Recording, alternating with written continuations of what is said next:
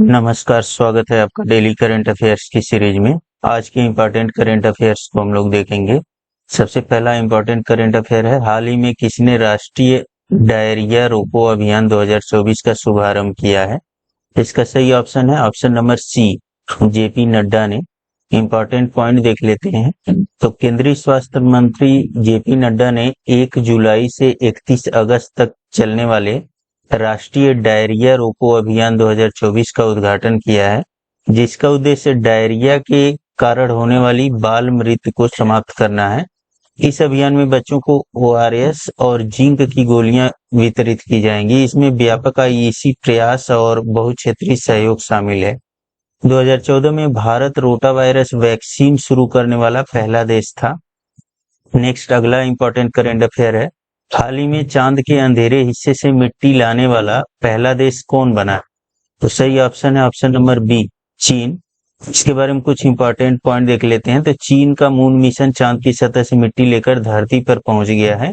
इसी के साथ वह पहला देश बन गया है जो चांद के अंधेरे हिस्से से सैंपल लाने में सफल रहा। चीन नेशनल स्पेस एडमिनिस्ट्रेशन का चैंग 6 लैंडर 53 दिन बाद कैप्सूल में सैंपल लेकर धरती पर लौटा है।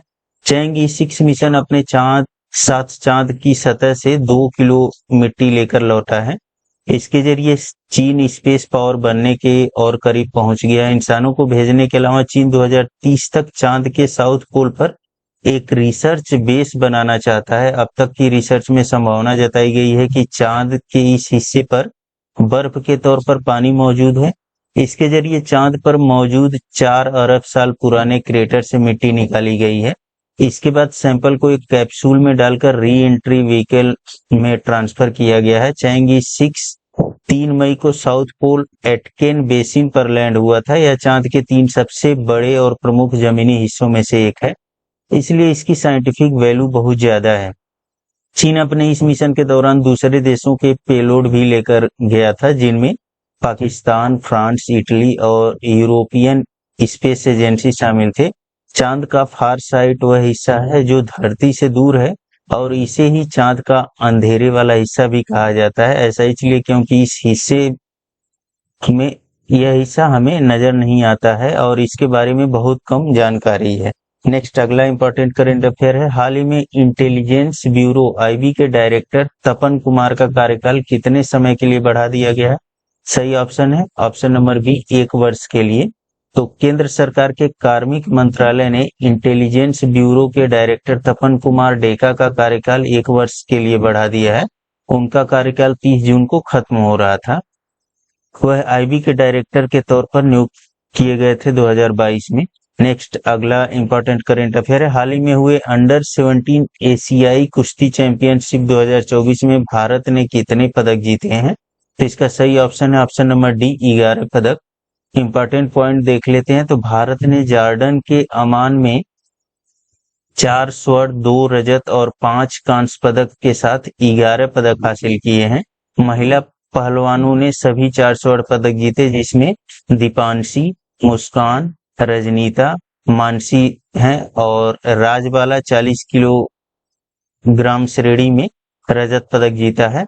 समर्थ गजानन ने रजत पदक, जबकि आकाश, सचिन, विकास, तुषार, तुकाराम पाटिल और रौनक ने कांस्य पदक जीता। नेक्स्ट अगला इंपॉर्टेंट करंट अफेयर देखते हैं, हाल ही में किस शहर को वर्ल्ड क्राफ्ट सिटी का दर्जा दिया गया है? तो सही ऑप्शन है श्रीनगर। इंपॉर्टेंट पॉइंट देख लेते हैं। तो श्रीनगर को वर्ल्ड क्राफ्ट सिटी का दर्जा दिया गया है। श्रीनगर विश्व शिल्प परिषद द्वारा वर्ल्ड क्राफ्ट सिटी के रूप में मान्यता प्राप्त करने वाला चौथा भारतीय शहर बन गया है। 3 वर्ष पहले इसे शिल्प और लोक कलाओं के लिए संयुक्त राष्ट्र शिक्षा, विज्ञान और सांस्कृतिक संगठन यूनेस्को क्रिएटिव सिटी नेटवर्क का हिस्सा नामित किया गया था। जयपुर, मलप्पुरम और मैसूर अन्य भारतीय शहर हैं जिन्हें पहले विश्व शिल्प शहरों में मान्यता दी गई है। ठीक है, तो यह 3 ऐसे शहर हैं जिनको पहले मान्यता दी गई थी और श्रीनगर को अब दिया गया है। जम्मू कश्मीर के उपराज्यपाल कौन है वर्तमान में? तो मनोज सिन्हा है। नेक्स्ट अगला इंपॉर्टेंट करंट अफेयर है, हाल ही में 18वीं लोकसभा के प्रोटेम स्पीकर के रूप में किसने शपथ ली है? तो इसके सही ऑप्शन है option number B, Bhartruhari Mahtab. Important point देख लेते हैं। तो हाल ही में 18वीं लोकसभा का पहला सत्र शुरू हुआ है। नरेंद्र मोदी सहित निचले सदन के नवनिर्वाचित सदस्यों ने शपथ ली। राष्ट्रपति द्रौपदी मुर्मू ने भाजपा नेता भर्तृहरि महताब को लोकसभा के प्रोटेम स्पीकर के रूप में शपथ दिलाई है। ठीक है, तो प्रोटेम स्पीकर कौन होते हैं? तो यह कुछ समय के लिए अलॉट किए जाते हैं, नियुक्त किए जाते हैं, जब तक कि लोकसभा के अध्यक्ष का चुनाव न हो जाए, तब तक के लिए ये अध्यक्ष के रूप में कार्य करते रहेंगे। ठीक है, तो 26 जून को लोकसभा के अध्यक्ष का चुनाव किया जाएगा। इसके बाद अगले दिन 27 जून को दोनों सदनों की संयुक्त बैठक में राष्ट्रपति मुर्मू का संबोधन होगा। संसद का यह विशेष सत्र 3 जुलाई को समाप्त होगा। नेक्स्ट अगला इंपॉर्टेंट करंट अफेयर देख लेते हैं। तो भारतीय सेना के अगले उप प्रमुख कौन होंगे? तो सही ऑप्शन है NS राजा सुब्रमणी। इंपॉर्टेंट पॉइंट देख लेते हैं। तो लेफ्टिनेंट जनरल NS राजा सुब्रमणी सेना के अगले उप प्रमुख होंगे। वह वर्तमान में सेना के मध्य कमान का नेतृत्व कर रहे हैं और लेफ्टिनेंट जनरल उपेंद्र द्विवेदी का स्थान लेंगे। नेक्स्ट अगला इंपॉर्टेंट क्वेश्चन देखते हैं। हाल ही में भारत ने किस देश के नागरिकों के लिए फ्री मेडिकल वीजा सुविधा शुरू करने की घोषणा की है? तो सही ऑप्शन है ऑप्शन नंबर डी, बांग्लादेश के। इंपॉर्टेंट पॉइंट देख लेते हैं। तो प्रधानमंत्री नरेंद्र मोदी ने हाल ही में बांग्लादेश के एक प्रतिनिधिमंडल के साथ बैठक के बाद घोषणा की गई कि भारत चिकित्सा उपचार के लिए भारत आने वाले बांग्लादेशी नागरिकों के लिए ई मेडिकल वीजा शुरू करेगा। हैदराबाद हाउस में मुलाकात के बाद दोनों देशों के प्रधानमंत्रियों ने मीडिया को संबोधित किया। अगला इंपॉर्टेंट क्वेश्चन है। हाल ही में भारत ने किस देश में अपना एक नया वाणिज्य दूतावास खोलने की घोषणा की है? तो सही ऑप्शन है ऑप्शन नंबर सी, बांग्लादेश में। ठीक है, इसके बारे में यह इंपॉर्टेंट पॉइंट आप लोग देख लीजिएगा। PDF आप लोगों को प्रोवाइड कर दिया जाएगा। हाल ही में किसे ट्राई का नया सचिव नियुक्त किया गया है? तो सही ऑप्शन है option number C, Atul Kumar Chaudhary को। इंपॉर्टेंट पॉइंट देखते हैं। तो केंद्र सरकार ने हाल ही में अतुल कुमार चौधरी को भारतीय दूरसंचार नियामक प्राधिकरण ट्राई का नया सचिव नियुक्त किया गया है।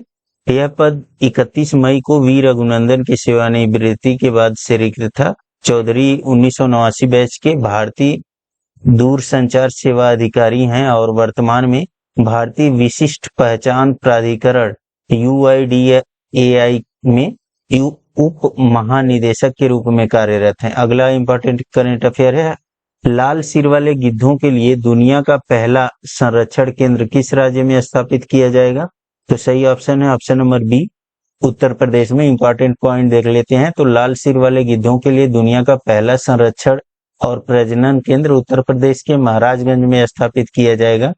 ये गिद्ध एशियन किंग वल्चर के नाम से भी प्रसिद्ध हैं। यह प्रजाति 2007 में अंतर्राष्ट्रीय प्रकृति संरक्षण संघ IUCN की लाल सूची में सूचीबद्ध है। इस केंद्र का नाम जटायु संरक्षण और प्रजनन केंद्र होगा। ठीक है, यह कुछ आज का इंपॉर्टेंट करंट अफेयर है। वीडियो को आप लोग लाइक और शेयर करें। चैनल पर नए हैं तो चैनल को सब्सक्राइब कर लें। धन्यवाद।